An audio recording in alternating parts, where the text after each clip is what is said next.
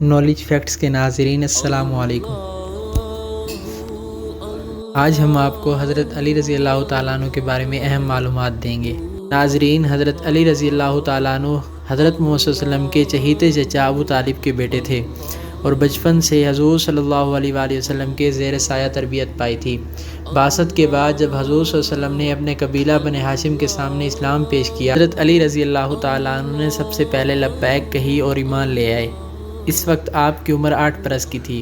ہجرت کی رات حضرت محمد صلی اللہ علیہ وآلہ وسلم آپ کو ہی اپنے بستر پر لٹا کر مدینہ روانہ ہوئے تھے۔ سوائے غزوہ تبوک کے تمام غزوات حضور صلی اللہ علیہ وسلم کے ساتھ تھے۔ لڑائی میں بے نظیر شجاعت اور کمال جواں مردی کا ثبوت دیا۔ حضرت محمد صلی اللہ علیہ وآلہ وسلم کی چہیتی بیٹی فاطمہ الزہرا رضی اللہ تعالیٰ عنہ کی شادی آپ کے ساتھ ہوئی تھی۔ حضور صلی اللہ علیہ وآلہ وسلم کی طرف سے خطوط اور عہد نامے بھی بالعموم آپ ہی لکھا کرتے تھے۔ پہلے 3 خلفاء کے زمانے میں آپ کو مبشر خاص کا درجہ حاصل رہا۔ ہر اہم کام آپ کی رائے سے انجام پاتا تھا۔ ناظرین، آپ کو بتاتے چلیں، حضرت عثمان رضی اللہ تعالیٰ عنہ کی شہادت کے بعد 3 دن تک کوئی جانشین منتخب نہ ہوا۔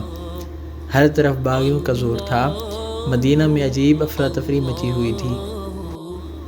انتظام بحال کرنے کے لیے ضروری تھا کہ فوری طور پر خلیفہ کا انتخاب کیا جائے۔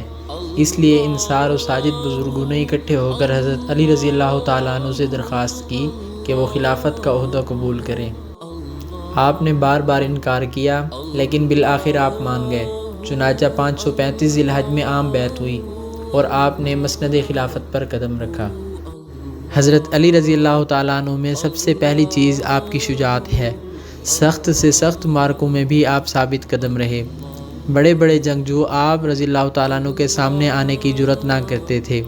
آپ کی تلوار کی کاٹ ضرب المثل ہو چکی ہے۔ ناظرین، آپ کو بتاتے چلیں، محکمہ پولیس جس کی بنیاد حضرت عمر رضی اللہ تعالیٰ عنہ نے رکھی تھی، اس کی تکمیل بھی حضرت علی رضی اللہ تعالیٰ عنہ کے زمانہ خلافت میں ہوئی اور ایک باقاعدہ پولیس کا دستہ قیام عمل میں آیا، جسے شرطہ کہتے تھے۔